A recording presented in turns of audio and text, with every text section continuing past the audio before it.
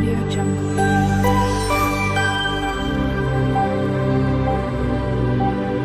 Audio Jungle. Hello everyone, જય શ્રી કૃષ્ણ. મારી ચેનલમાં તમારું સ્વાગત છે.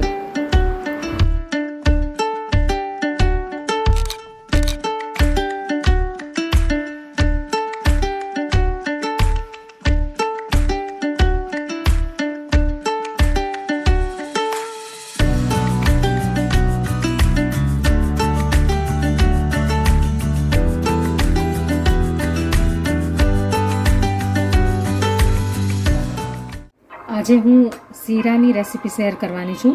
એટલે જે રવો આવે છે તો એના માટે મેં આ એક પોણી વાટકી જેટલી રવો લઈ લીધો છે અને ટેસ્ટ પ્રમાણે મેં ખાંડ લીધી છે. આમાં એટલે અડધી વાટકી જેટલી મેં સુગર લીધી છે અને આ છે તે ડ્રાય ફ્રૂટ્સ છે, બધું કાજુ, બદામ અને દ્રાક્ષ ને ચારોલી અને એલચી સાથે જ લઈ લીધી છે બધી. તો હવે આપણે બનાવવાનું ચાલુ કરીએ. તો એના માટે મેં આ કઢાઈ ગેસ પર મૂકી દીધી છે અને કઢાઈ ગરમ પણ થઈ ગઈ છે. તો હવે આપણે આ અંદર ઘી નાખીશું.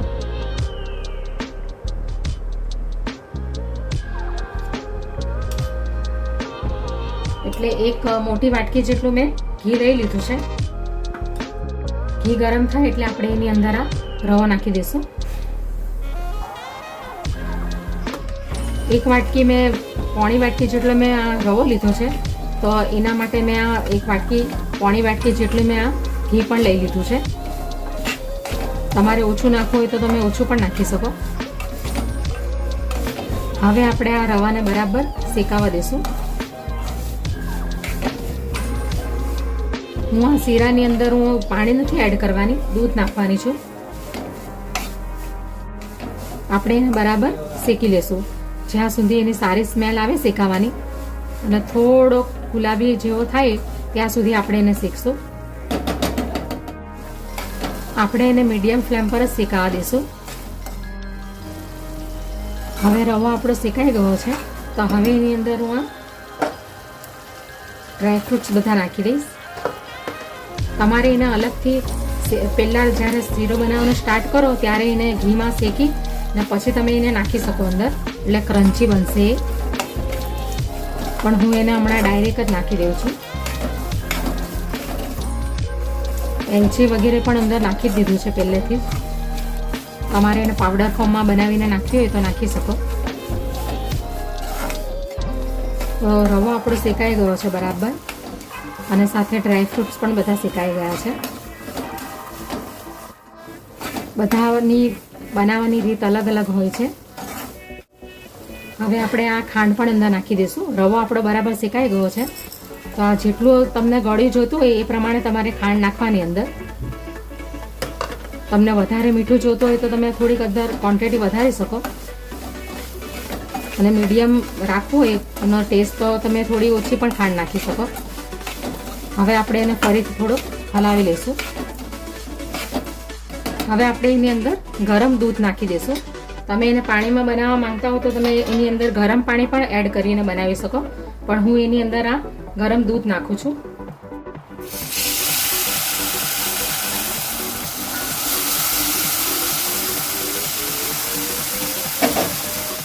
હવે આ બધું દૂધ થોડું બળી જાય ત્યાં સુધી આપણે એને રવા દઈશું.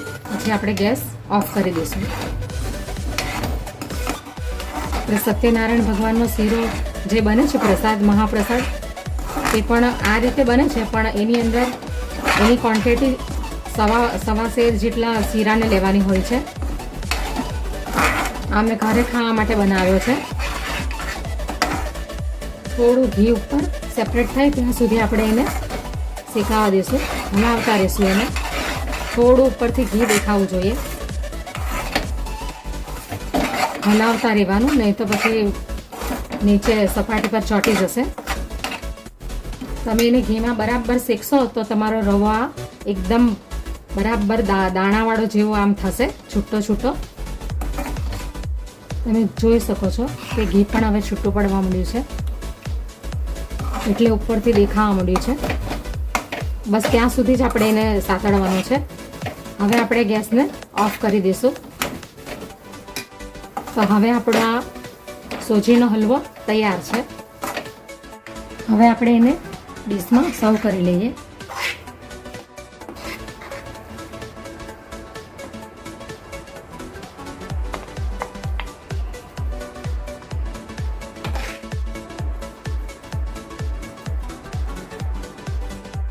હવે થોડુંક આપણે એને કાજુ બદામથી ગાર્નિશ કરી લઈશું. આ તુલસીનું પાન છે. તો તૈયાર છે આપણો આ સૂજીનો હલવો, એટલે કે શીરો, જે રવાથી બનાવવામાં આવે છે. આ મેં ઘરના માટે ખાવા માટે જ બનાવ્યો છે.